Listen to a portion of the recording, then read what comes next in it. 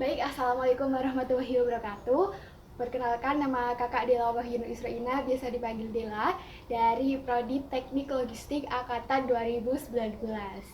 Untuk teman-teman semua yang melihat video ini, kita akan membahas tentang hakikat motivasi. Jadi, hakikat motivasi itu apa sih kira-kira? Jadi, hakikat motivasi itu terdiri dari dua suku kata, yaitu hakikat dan motivasi. Menurut teman saya, si KBBI, hakikat itu memiliki arti sebuah intisari atau dasar kenyataan yang sudah ada.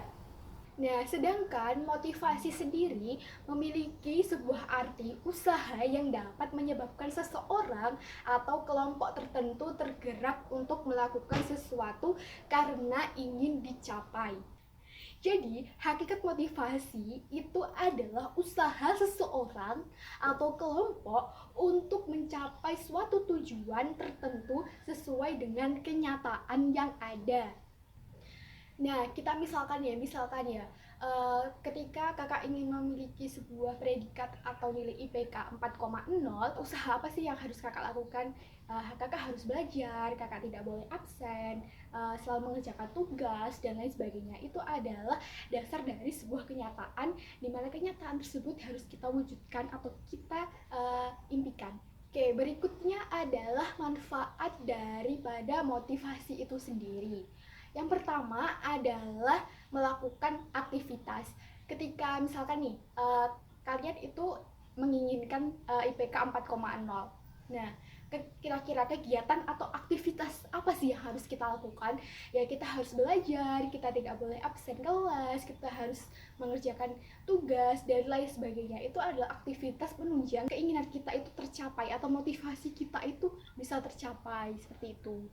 Oke, manfaat yang kedua adalah menyeleksi perbuatan baik atau buruk.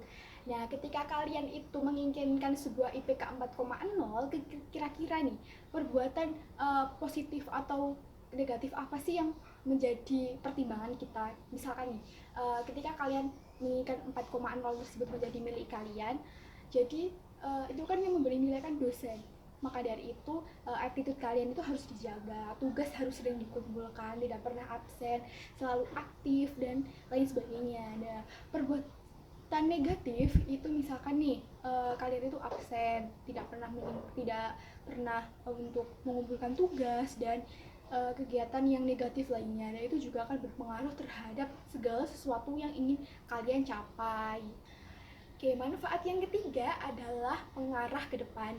Nah, kira-kira teman-teman semua ada yang tahu tidak? Pengarah ke depan itu maksudnya tuh seperti apa? Oke, jadi pengarah ke depan itu adalah titik fokus kita untuk meraih suatu tujuan yang ingin kita capai tersebut. Misalkan, kita ingin IPK kita 4,0. Jadi kita harus fokus ke depan itu diimbangi dengan kegiatan hal positif seperti belajar dan lain sebagainya.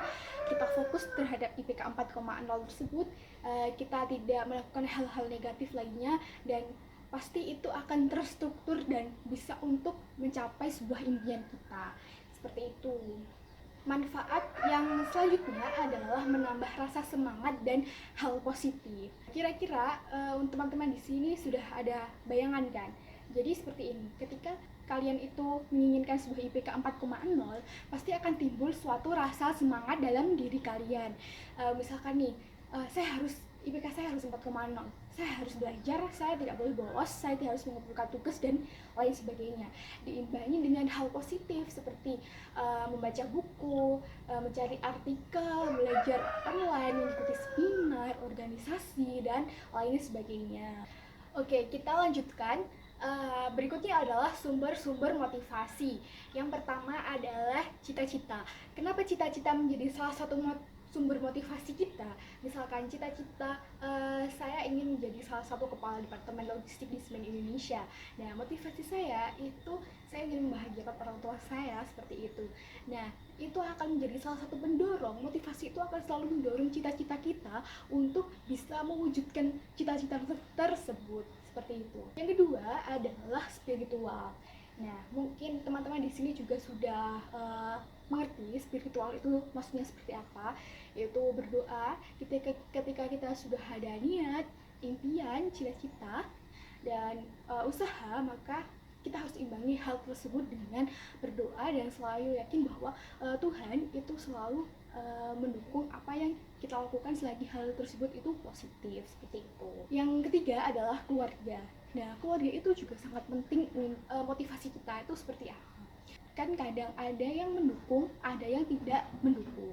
Nah, untuk tipsnya itu adalah ketika kalian memiliki sebuah cita-cita dan motivasi yang baik, yang memberikan sebuah feedback atau impact yang baik untuk diri kalian, yakinkanlah keluarga kalian bahwasanya itu adalah jalan terbaik bagi saya, itu adalah langkah saya untuk bisa meraih sebuah cita-cita saya, dan cita-cita saya itu bagus untuk diri saya dan bisa bermanfaat untuk orang banyak. Yakinkanlah dan berikanlah sebuah pengertian secara bertahap. Kita tidak langsung saya ingin ini, kita tidak bisa seperti itu. Jadi perlu adanya step, perlu ada langkah-langkah, perlu adanya pemetaan bahwasanya tidak semua karakter itu bisa kita samakan, seperti itu. Oke. Jadi kita harus pelan-pelan untuk meyakinkan mereka, ketika mereka sudah yakin, maka mereka akan memberikan dukungan bagi kita, dan dukungan tersebut akan menjadi sebuah modal dasar di mana kita selalu yakin bahwasanya ini adalah cita-cita saya dan ini harus terwujud, dan ini motivasi saya, dan motivasi saya ini harus saya wujudkan, seperti itu. Oke, berikutnya yang sumber yang terakhir yaitu lingkungan. Nah, lingkungan ini juga salah satu pendorong daripada apa yang kita inginkan, apa yang kita mau itu bisa tercapai atau tidak.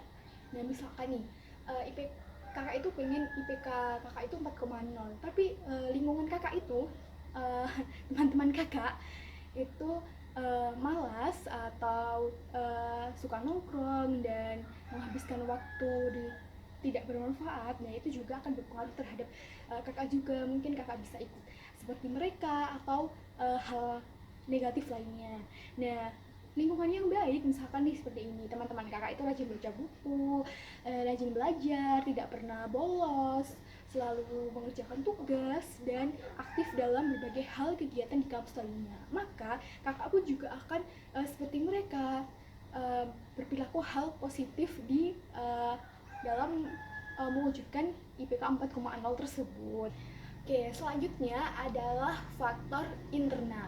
Dan faktor internal ini adalah faktor yang berasal dari diri kita masing-masing. Nah, yang pertama itu adalah pembawaan individu. Kalian itu orangnya itu seperti apa sih gitu? Ya, seperti itu. Oke. Yang kedua adalah tingkat pendidikan. Misalkan seperti ini. Ketika tingkat pendidikan seseorang tersebut semakin tinggi, maka motivasi atau segala sesuatu yang ingin dicapai itu juga akan semakin tinggi.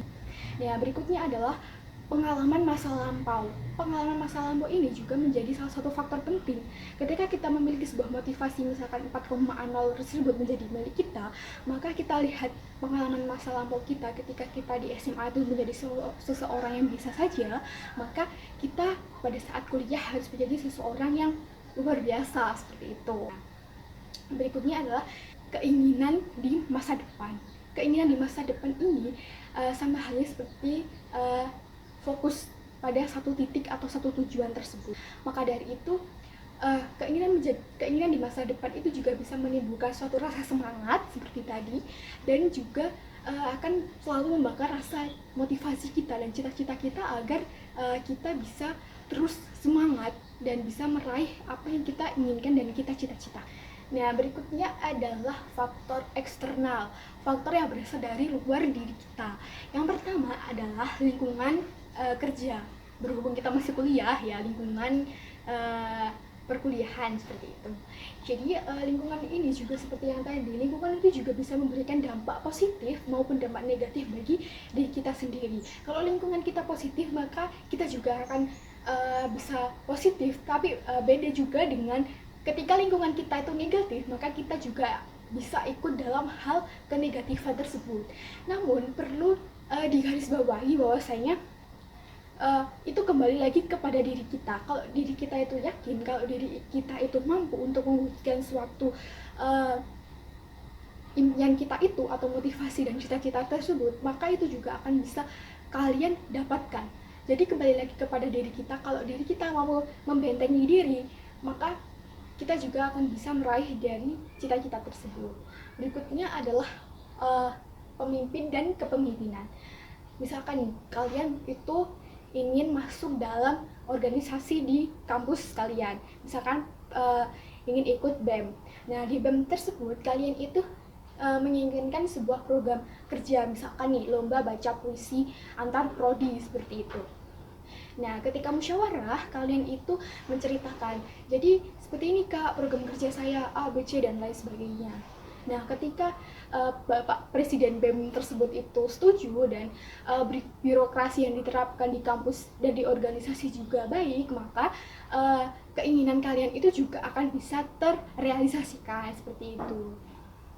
Nah, selanjutnya, yang ketiga adalah tuntutan dan perkembangan organisasi. Sama halnya pemimpin dan kepemimpinan, tuntutan dan perkembangan organisasi ini juga kita bisa melihat dari faktor birokrasi dan si pemimpinnya itu seperti apa. Dan misalkan nih, kalian menginginkan program kerja lomba baca puisi tersebut bisa terlaksana. Namun, organisasi yang kalian ajukan tersebut itu mati, vakum selama beberapa bulan. Nah, itu juga akan menjadi faktor penghambat daripada keinginan kalian itu akan terhenti sampai di situ. Jadi, kalian tuh juga harus bisa menghidupkan kembali organisasi itu, lalu proker karya itu baru bisa dijalankan seperti itu. Berikutnya adalah yang terakhir, ya faktor eksternal, yaitu dorongan dan bimbingan.